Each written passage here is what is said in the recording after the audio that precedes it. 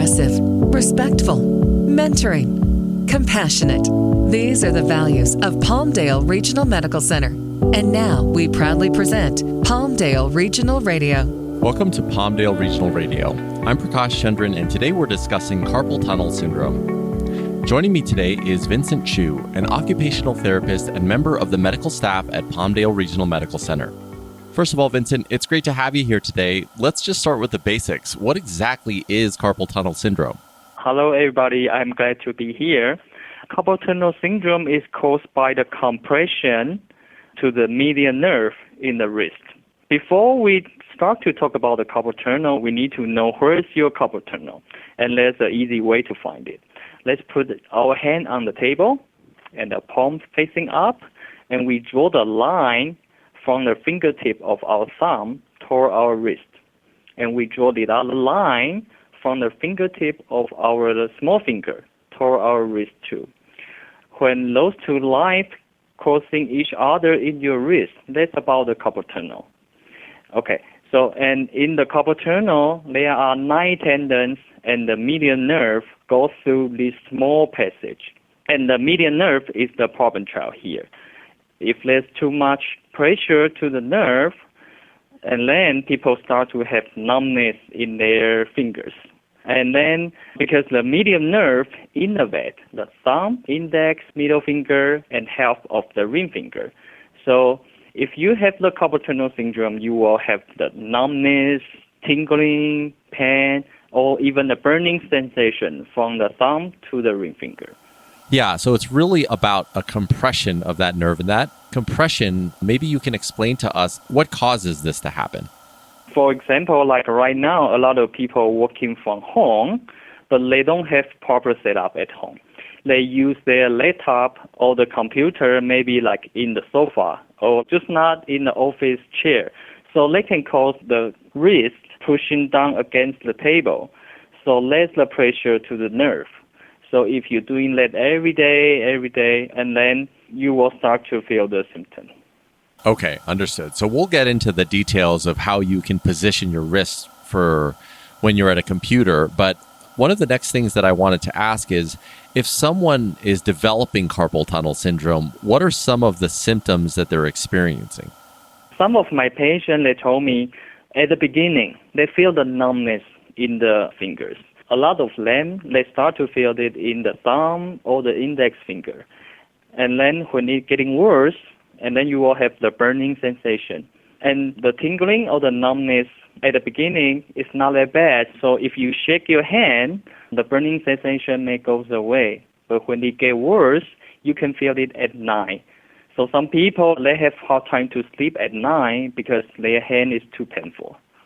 So Vincent, who is at risk for getting carpal tunnel syndrome? You mentioned that people that worked on their computer a lot or at a desk job, they were experiencing carpal tunnel, but are there any other professions that are potentially more predisposed to getting carpal tunnel over others? For people who use their hand a lot, they have the higher risk to get the carpal tunnel syndrome. For example, like mechanic, or you do the construction, or you are the handyman, you need to use the tools a lot, and you have the higher risk to get the carpal tunnel syndrome. Especially your tools, if your tools will cause a lot of vibration, you have the higher risk to get the carpal tunnel too. So this is one thing that I struggle to understand. You mentioned that one of the things that causes carpal tunnel is that compression, right, of that nerve. But if you're a mechanic, you may not necessarily have that compression. You're just, for example, twisting your wrist a lot. So how do people like mechanics, for example, get carpal tunnel? So when we talk about the compression, even twisting your wrist can cause the compression to the nerve because your hand is not in the neutral position. Because like when you use a tool, you probably need to twist your arm, you need to bend your wrist, and also when you hold the tools can be the compression to the nerve, especially when there's a lot of vibration. There will be a continuous pressure to the nerve too. So let's talk a little bit about treatment itself. If someone is experiencing the symptoms of carpal tunnel that we talked about, what is available to them to get it fixed? If you start to have the symptom, the most important thing for you is stop to do what you're doing right now because your hand need a rest. And then for the occupational therapist, what we do for the patient is we can make customized brace because the brace can support, immobilize, and protect the wrist.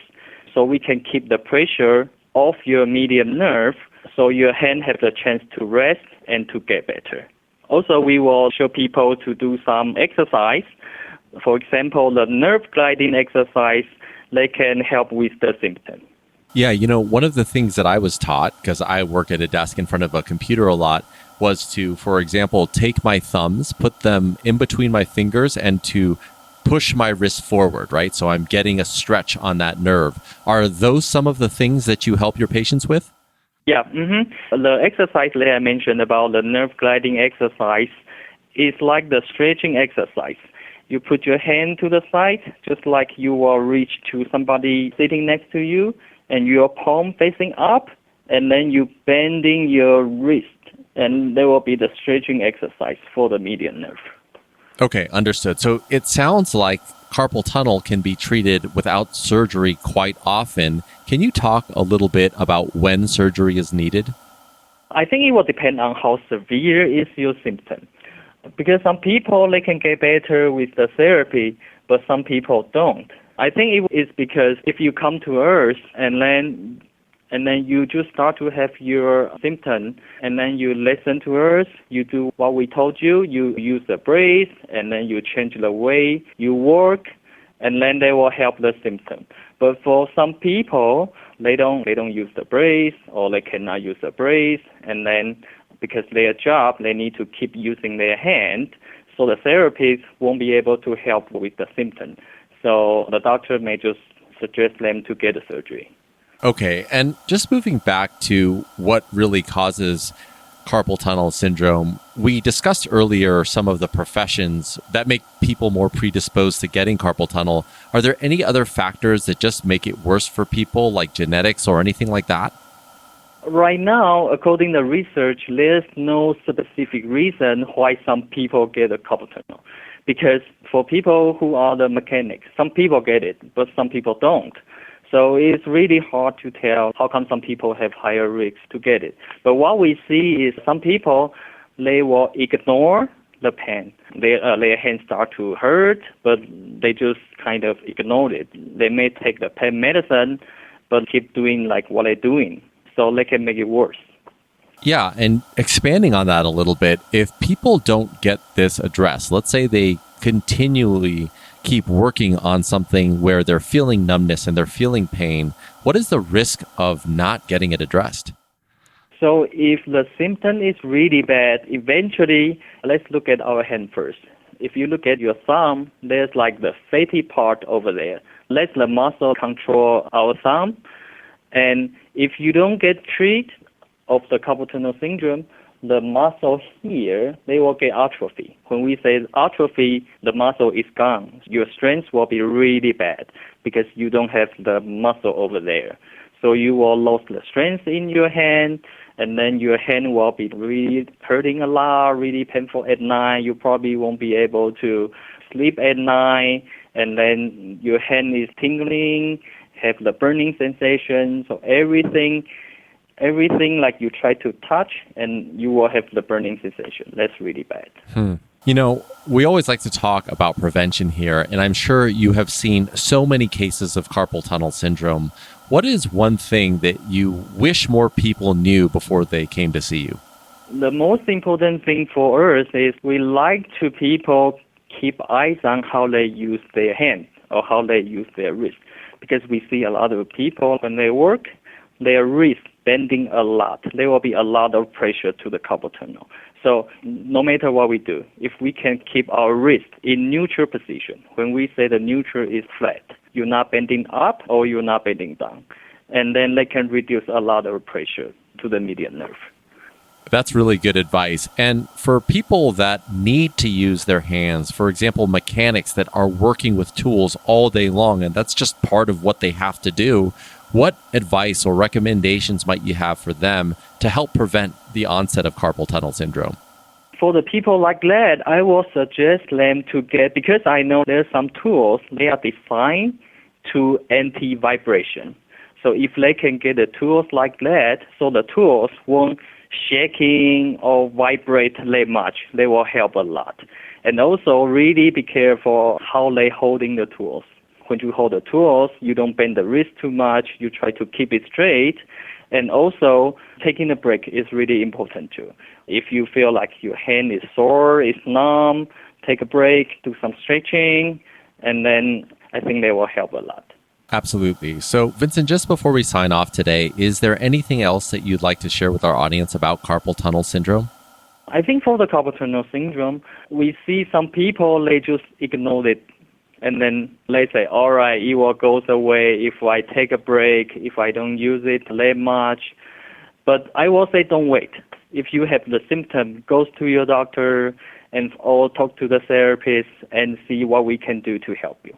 Well, Vincent, I think that's the perfect place to end. Thank you so much for your time today. For more information, please call 661-206-6250 or visit palmdaleregional.com/ROI for more information and to get connected with one of our providers. That concludes another episode of Palmdale Regional Radio with Palmdale Regional Medical Center. For more health tips and updates, follow us on your social channels and remember to subscribe, rate, and review this podcast and all other Palmdale Regional Medical Center podcasts. Finally, please share this on your social media and be sure to check out all the other interesting podcasts in our library. Physicians are independent practitioners who are not employees or agents of Palmdale Regional Medical Center, and the hospital shall not be liable for actions or treatments provided by physicians. My name is Prakash Chandran, and thank you so much again for listening.